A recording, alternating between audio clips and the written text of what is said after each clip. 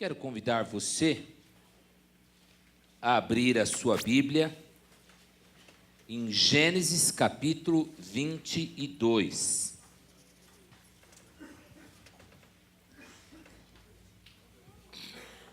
Gênesis capítulo 22.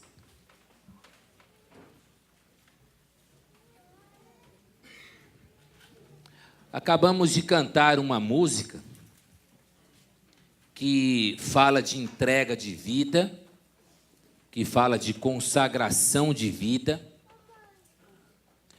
E nós queremos desafiar você nesta manhã a pensar um pouco na dimensão e na profundidade que precisa existir na sua vida nesse momento em que nós declaramos que entregamos a nossa vida ao Senhor. No momento em que declaramos que entregamos os nossos sonhos, os nossos desejos, falar da boca para fora e declarar de forma descomprometida é fácil. Agora, no momento em que nós pensarmos na relevância e na importância da veracidade das nossas declarações, no momento em que cultuamos ao Senhor, nós vamos ver que é uma bênção, verdadeiramente uma bênção, podermos viver aquilo que nós declaramos, que nós cantamos, que nós confessamos.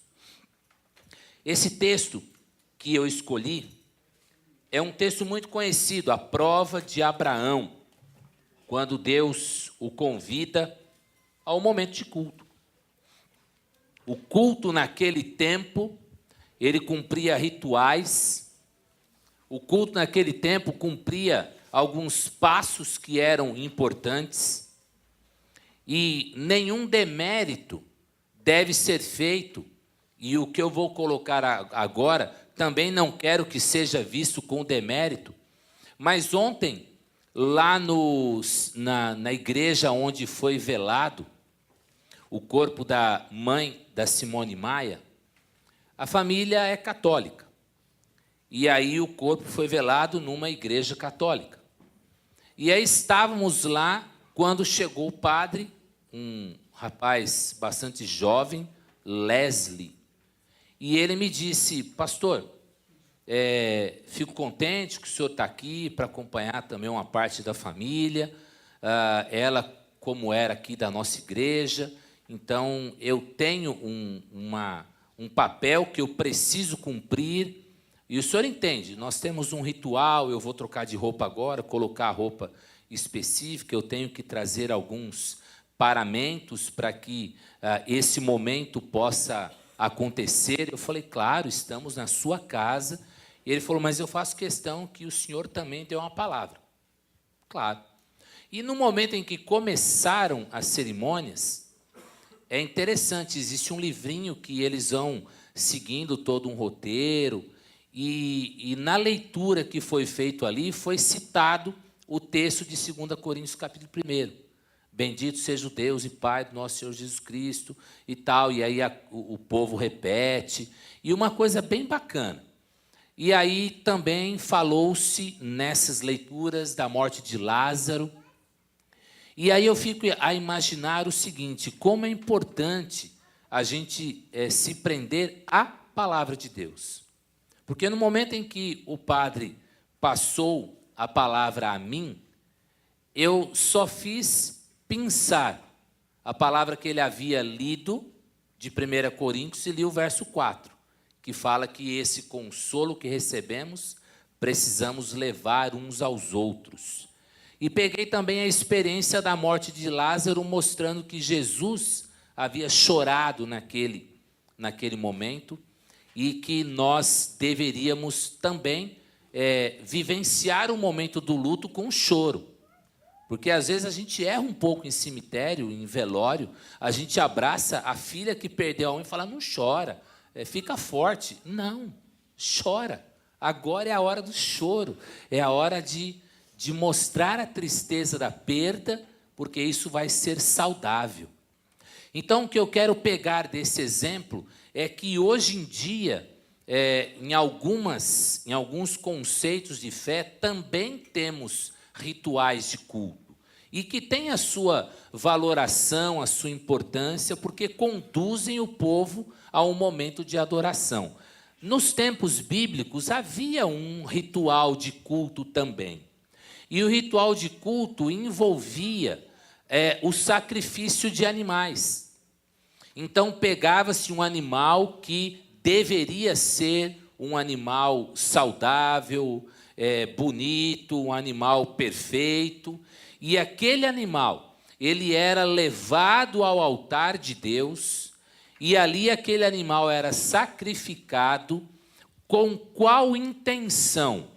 Estamos sacrificando esse cordeiro, pensando que um dia o Cordeiro de Deus virá e pagará pelos nossos pecados. Então, aquele animal sacrificado ali, ele representava no futuro a vinda do Cordeiro de Deus que tiraria o pecado do mundo, fato este que aconteceu na cruz. Por isso, hoje estamos na presença do Senhor, amém? E esse ritual de culto, lá no capítulo 22 de Gênesis, ele tem uma inovação, porque o Senhor chama Abraão e diz, Abraão, eu quero te convidar para você me cultuar num lugar distante.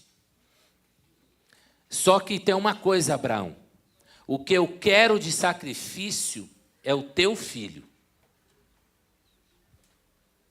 Senhor, eu só tenho um filho, que é o filho da minha velhice. O senhor lembra, Senhor, que eu sou velho, que a minha esposa é velha, e que a minha esposa era estéril. O senhor lembra, Senhor? Lembra, Abraão? Então, mas eu quero que você me ofereça os seus sonhos, os seus anseios, as suas expectativas. Eu quero que você me dê o seu filho. Por que Deus pediu o filho a Abraão? E quando a gente lê o capítulo 22 e vai seguindo a leitura ali, a gente tem uma tendência a pensar, nossa, que Deus mau. O coitado Abraão, velhinho, tem um filho, tem tantos ali que tem 15, 20, né? Mas um. Não. Deus podia quebrar o galho de Abraão e falar, Abraão, faz o seguinte, eu quero um filho teu. Agora, se você tem filho com alguma concubina, e naquele tempo podia, então dá um desses aí, né? Não. Porque apesar das concubinas, havia a mulher amada. E a mulher amada era Sara. E a mulher que tinha o filho amado era Sara. E o filho era Isaque. E o Senhor diz, eu quero ele. Abraão não fez esses questionamentos com o Senhor. Talvez os tenha feito no íntimo do seu coração, mas não externou. Como o Senhor conhece o nosso coração antes que a palavra chegue à nossa boca, valeram as argumentações, os questionamentos, mas o que vale mais é a atitude. Você pode argumentar com Deus, você pode até cobrar de Deus, você pode até chegar para Deus e falar, meu Deus, e aí, como é que está essa situação? É natural. Agora, o que nós não podemos é tirar de Deus a soberania, porque Ele é o soberano. O que nós não podemos é desobedecer o nosso Deus, porque aqui o texto é bem claro. Depois dessas coisas, sucedeu que Deus provou Abraão. Detalhe, nós sabemos que era uma prova. Abraão não. Abraão, ele respondeu, estou aqui. Você está na presença do Senhor? Você tem ouvido o Senhor falar com você? Precisamos estar atentos, porque às vezes estamos na presença, mas sem atenção. Às vezes estamos presentes, mas sem o devido comprometimento em ouvir o que o outro está a dizer. O Senhor chama Abraão e ele responde: estou aqui. E prosseguiu o Senhor: toma agora o teu filho, o teu único filho, Isaque, a quem amas, vai à terra de Moriá e oferece-o ali, em holocausto, sobre um dos montes que eu te mostrarei. Abraão levantou-se de manhã cedo, preparou o seu jumento, tomou 2 dos seus servos e a Isaque o seu filho, e tendo cortado a lenha para o holocausto, partiu para o lugar que Deus havia mostrado. E ao terceiro dia Abraão levantou os olhos e viu o lugar de longe. Então Abraão disse aos seus servos: ficai aqui com o jumento, eu e o moço iremos até lá, e depois de adorar, voltaremos. Voltaremos. Mas se ele ia sacrificar o filho, até então não se conhecia o conceito de ressurreição, o coração de Abraão estava tomado por uma fé tamanha que a gente não consegue dimensionar. E Abraão pegou a lenha, verso 6, a lenha do holocausto, colocou sobre Isaque, pediu para ele ajudar a carregar, levou também o fogo e a faca, e foram caminhando juntos. Então Isaque disse a Abraão: pai, na boa, eu estou carregando a lenha, o senhor está carregando a faca e o fogo. Cadê o cordeiro? E aí, queridos, vem a frase que talvez precise ser a frase mais presente na nossa vida em todos os tempos. Repitam comigo: Jeová Jiré. Agora vamos apertar a tecla SAP. Deus proverá. Foi isso que Abraão respondeu para o filho. Filho, vai me ajudando aí. Nós vamos ter uma aula de obediência que você nunca mais vai esquecer. E eu também não. E subiram ao monte.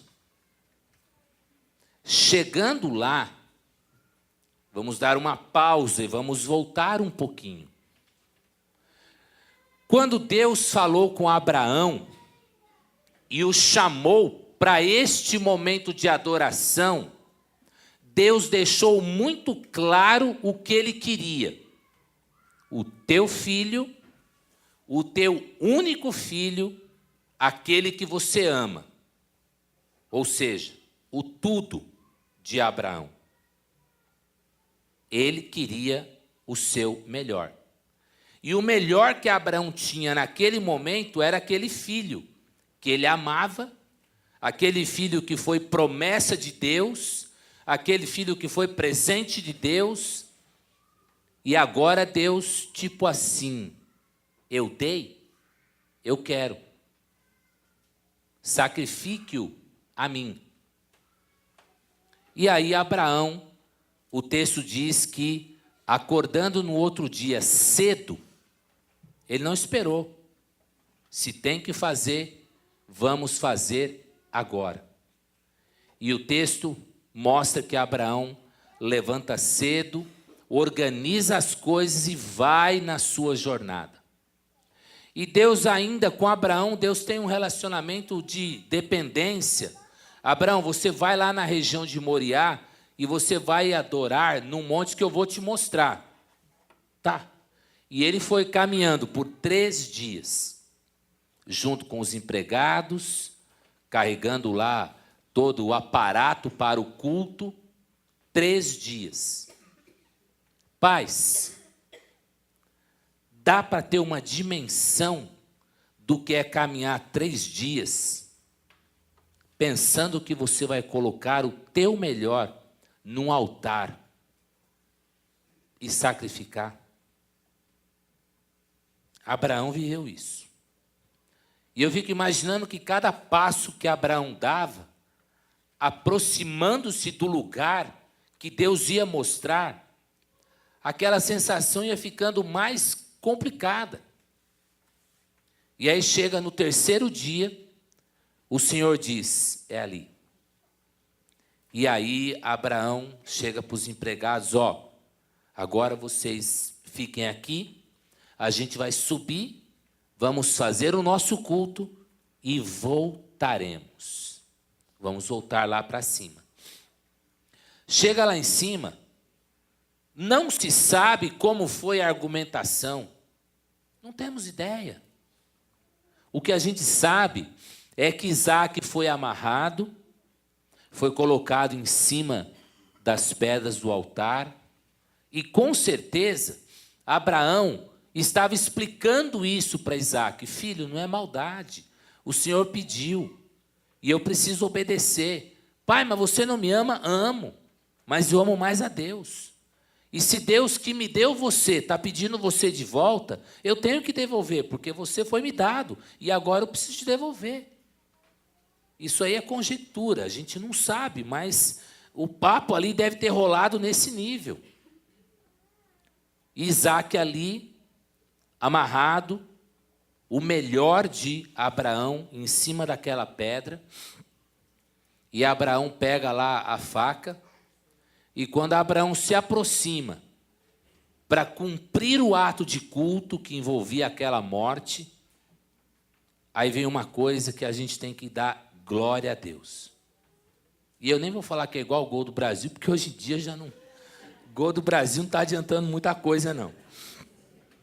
Mas, irmãos, na hora que o Abraão chegou na frente daquele altar e levantou a sua mão para o ato, o Senhor disse, Abraão. E o que Abraão disse? Glória a Deus. Fala, Senhor, que o teu servo ouve. Pode parar. Você já me deu o seu melhor.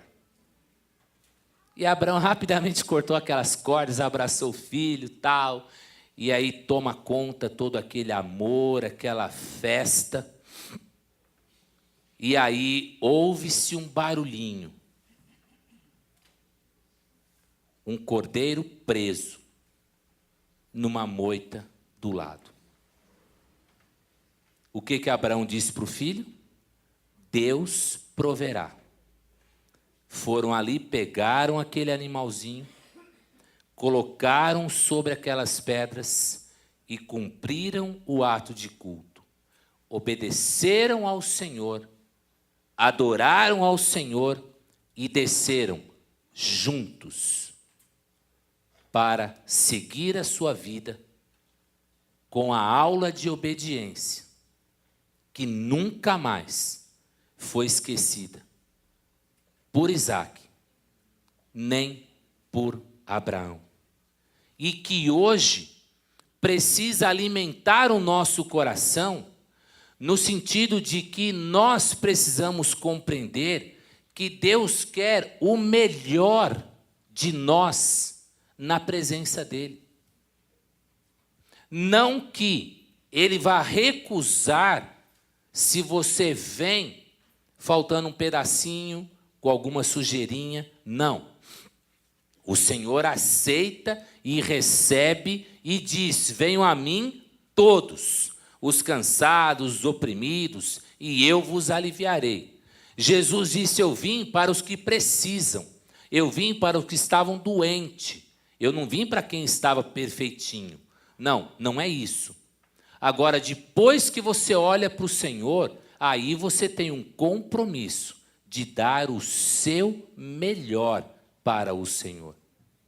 E o melhor que ele pediu aqui foi a vida do filho.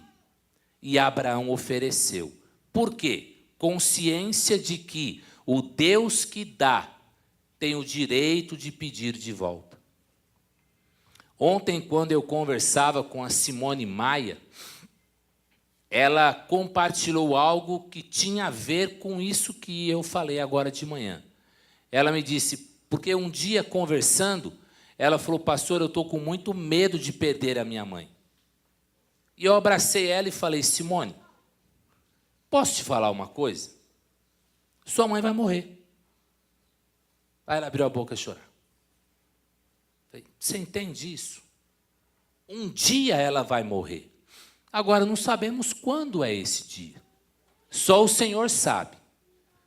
O Salmo 139 garante que estão marcados os nossos dias. A vida é do Senhor e Ele toma, Ele leva, Ele dá, Ele tira. Eclesiastes 3, no tempo certo. Então, Deus vai te fortalecer no momento necessário. E aí a Simone foi cuidando da mãe e tal, mas na noite anterior ao falecimento dela, a Simone disse que orou durante toda a noite. E na oração ela dizia e repetia isso, Senhor, o Senhor é o Deus Todo-Poderoso. O Senhor é o Deus que dá vida, o Senhor é o Deus que restaura, o Senhor é o Deus que cura, mas o Senhor também é o Deus que permite que a morte esteja presente na vida do homem. E ela foi orando e adormeceu em oração. E ela disse que quando ela acordou no outro dia, ela ainda estava naquele sentimento de estar com Deus em oração. E ela disse que ao acordar e ir cuidar dos afazeres, o coração dela estava mais tranquilo. E aí ela recebe um telefonema dizendo, venha para o hospital que a nossa mãe partiu. E ela disse, pastor, naquela noite eu entreguei a minha mãe nas mãos do Senhor. O Senhor preferiu levá-la. Vontade, determinação, soberania do nosso Deus. Precisamos vivenciar na prática essa experiência. Mas se eu fizer isso no meu trabalho e ter um comportamento assim, se eu não andar como todo mundo anda, eu vou ter problema. O seu melhor para Deus precisa aparecer no seu trabalho. O seu melhor para Deus precisa aparecer no seu dia a dia. O seu melhor para Deus precisa aparecer no seu interior. Integridade é aquilo que acontece quando só você olha para dentro do seu coração e sabe o que está acontecendo. É ali que tem que nascer os momentos de integridade que vão refletir no dia a dia. Abraão foi convidado por Deus, na sua intimidade, a oferecer o seu melhor. E o seu melhor foi colocado no altar de Deus. E Deus, que é o doador da vida, Ele deu, de novo, a vida a Isaque. Porque no momento em que o pai ergue a sua mão para cumprir o ato de culto, a vida daquela criança efetivamente foi entregue ao Senhor. Mas o Senhor disse, basta, eu já sei o quanto você me ama. Pode descer com seu filho e siga a sua jornada. Amados, a experiência de Abraão, ela precisa ser observada por nós como uma lição de fé. A experiência que Isaque passou, sendo o alvo da consagração, precisa nos ensinar o valor de entregar a nossa vida ao Deus que adoramos. E eu digo isso porque Isaque tinha a possibilidade de tentar escapar do seu pai. Ele era um moço, Abraão já era velho. E ele poderia tentar escapar, mas ele não reagiu. Ele entendeu e deixou-se ser colocado naquele altar. E é isso que nós precisamos compreender. Ora, você vai ter que abrir mão como Abraão e colocar o seu melhor no altar de Deus. Ora, você vai ter que se deixar levar por Deus para que as coisas aconteçam do jeito dele. Se nós colocarmos algo numa escala de valoração entre Deus e eu, é idolatria. Senhor, não. Pede outra coisa, o meu filho não. Senhor, peça o que quiser. A minha casa que eu estou terminando aqui, não. Senhor, peça o que o Senhor quiser. Esse relacionamento, não. Senhor, peça o que o Senhor quiser. O meu carro, não. Senhor, peça o que o Senhor quiser. A minha esposa, não. O meu marido, não. Se algo se colocar entre você e Deus, vai atrapalhar a sua comunhão. E aí você não vai experimentar a plenitude, a totalidade da graça de Deus na sua vida, porque você vai estar segurando algo que você julga valoroso, mas que o valor maior tem que ser a nossa relação com Deus que a gente ama. Queridos, o meu desafio ao nosso coração nesta manhã é que a gente aprenda a dar a Deus o nosso melhor. O melhor do nosso tempo, o melhor do nosso entendimento, o melhor do nosso trabalho, o melhor da nossa atitude de vida.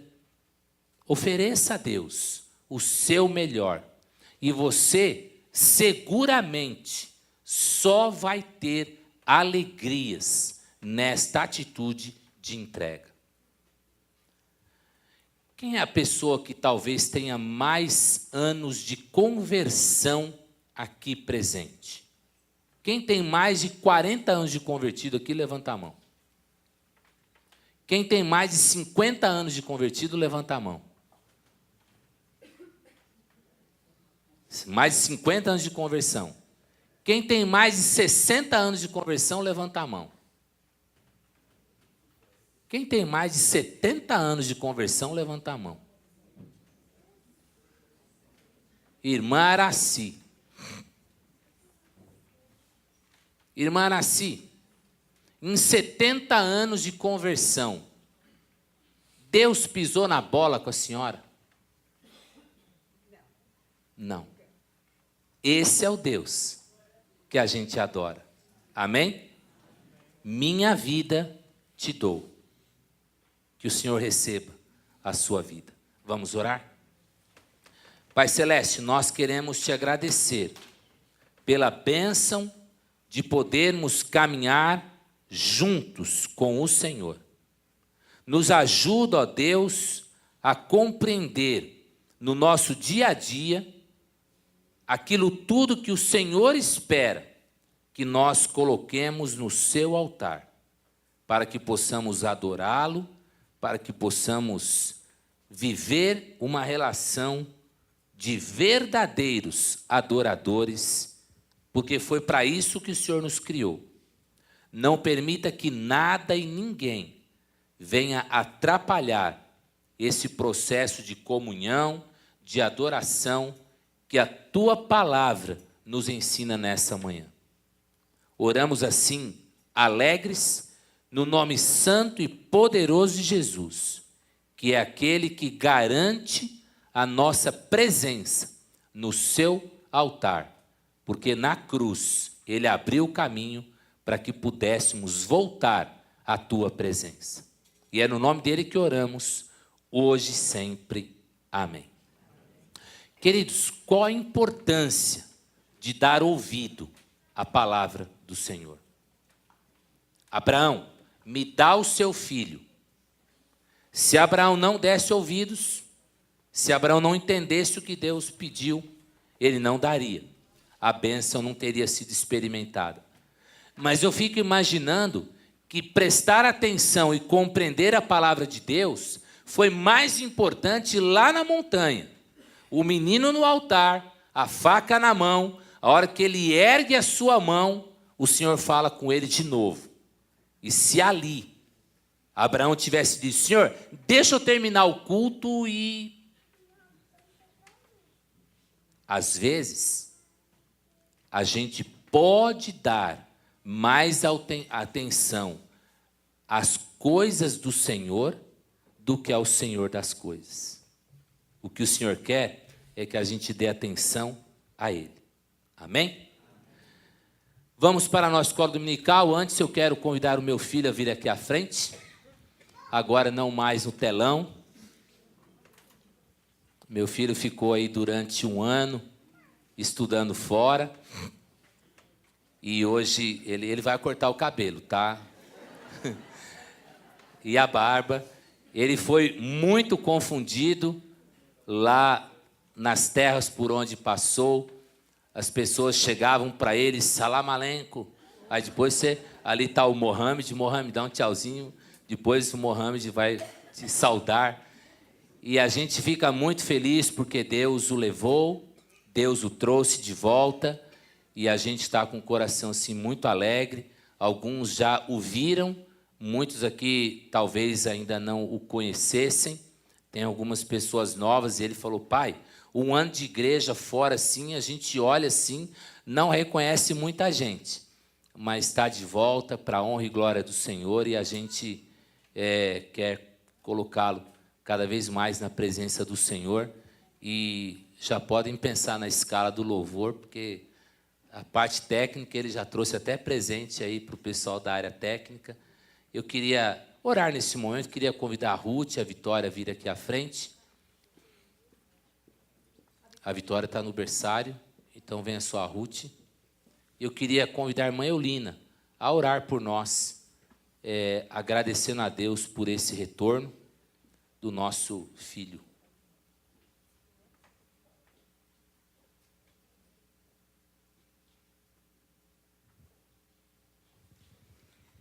Senhor Deus, nosso Pai, nós queremos louvar e bendizer o Teu nome. Nós queremos Te louvar, ó Deus, porque nós Te conhecemos como o único Deus vivo e verdadeiro, Deus que pode todas as coisas.